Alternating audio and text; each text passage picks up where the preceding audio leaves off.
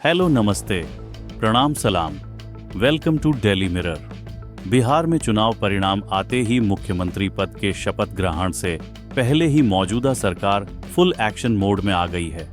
बिहार में तेजी से निवेश लाने के लिए नीतीश और मोदी की जोड़ी ने काम शुरू कर दिया है।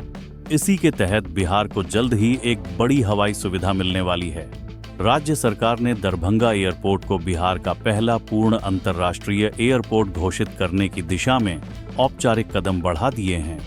बिहार के मुख्य सचिव ने केंद्र सरकार के नागर विमानन मंत्रालय को इस संबंध में पत्र लिखकर दरभंगा एयरपोर्ट को अंतर्राष्ट्रीय दर्जा देने का अनुरोध किया है। फिलहाल राज्य में 24 एयरपोर्ट मौजूद हैं, लेकिन इनमें से किसी को भी पूर्ण अंतर्राष्ट्रीय दर्जा प्राप्त नहीं है। बता दें कि दरभंगा एयरपोर्ट का नया टर्मिनल तैयार किया जा रहा है, जिसका काम पिछले साल ही शुरू हो चुका है और अब यह आकार भी लेने लगा है, जिसकी तस्वीर आप अपनी स्क्रीन पर अभी देख रहे हैं। इस एयरपोर्ट को इंटरनेशनल लेवल का तैयार किया जा रहा है। राज्य सरकार के अनुसार बिहार में हवाई कनेक्टिविटी को मजबूत करने के लिए कई परियोजनाएं चल रही हैं। भागलपुर के सुल्तानगंज और राजगीर के लंदा में ग्रीनफील्ड एयरपोर्ट बनाने की मंजूरी मिल चुकी है।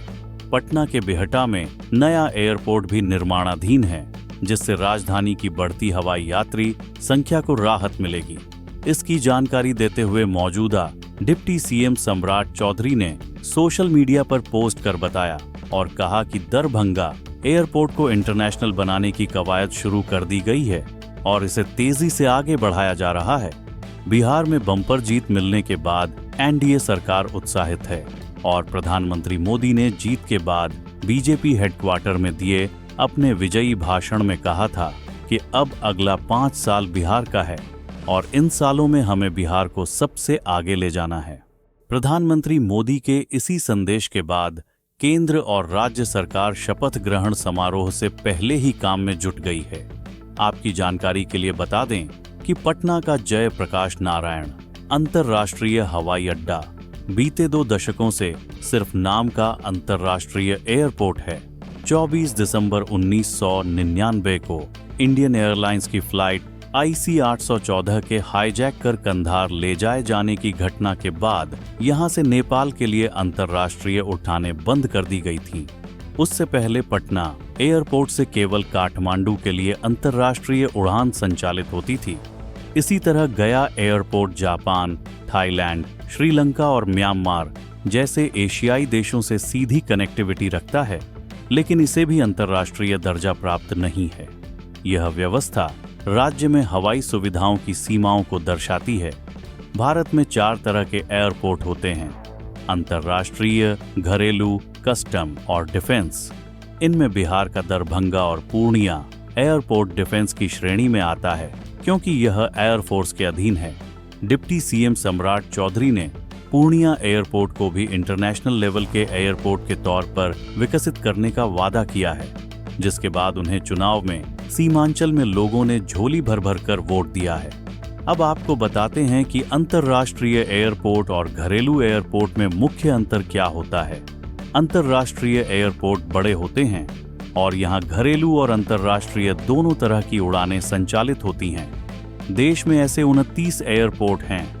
वहीं कस्टम एयरपोर्ट पर यात्रियों से अधिक सामान के आयात और जांच का प्रबंध होता है और इन पर कस्टम अधिकारी तैनात होते हैं। पटना एयरपोर्ट वर्तमान में कस्टम एयरपोर्ट की श्रेणी में आता है, लेकिन यहाँ कस्टम और इमिग्रेशन दोनों विभागों के अधिकारी पद रिक्त हैं। दरभंगा एयरपोर्ट को अंतर्राष्ट्रीय दर्जा देने के लिए सबसे बड़ा कदम इसके रनवे के विस्तार का है। वर्तमान में रनवे की लंबाई 2743 मीटर है, जिसे बढ़ाकर 3657 मीटर करने की योजना है। इसके लिए 244 करोड़ 60 लाख रुपए की लागत से 99.75 एकड़ जमीन का अधिग्रहण किया जा रहा है। इसके साथ ही एयरपोर्ट के पास लॉजिस्टिक पार्क विकसित करने की भी तैयारी है, ताकि क्षेत्र में व्यापार और उद्योग को बढ़ावा मिल सके। राज्य सरकार का मानना है कि दरभंगा एयरपोर्ट के अंतर्राष्ट्रीय बनने से न केवल मिथिला क्षेत्र बल्कि पूरे बिहार की हवाई कनेक्टिविटी और आर्थिक संभावनाओं में बड़ा बदलाव आएगा। दरभंगा एयरपोर्ट के रनवे की लंबाई 2700 मीटर है। इसे बढ़ाकर 3,657 मीटर करना है। इसके लिए 244 करोड़ 60 लाख रुपए से 99.75 एकड़ जमीन का अधिग्रहण हो रहा है। इसके साथ ही दरभंगा एयरपोर्ट के पास लॉजिस्टिक पार्क के निर्माण के लिए दरभंगा जिला प्रशासन से अधियाचना उपलब्ध कराने को कहा गया है। आज के लिए बस इतना ही। अगर आपको यह वीडियो पसंद आया तो इसे लाइक करें, शेयर करें, कमेंट करें और अपने चैनल को सब्सक्राइब करना ना भूलें। मिलेंगे नई जानकारी के साथ। तब तक आप देखते रहिए डेली मिरर।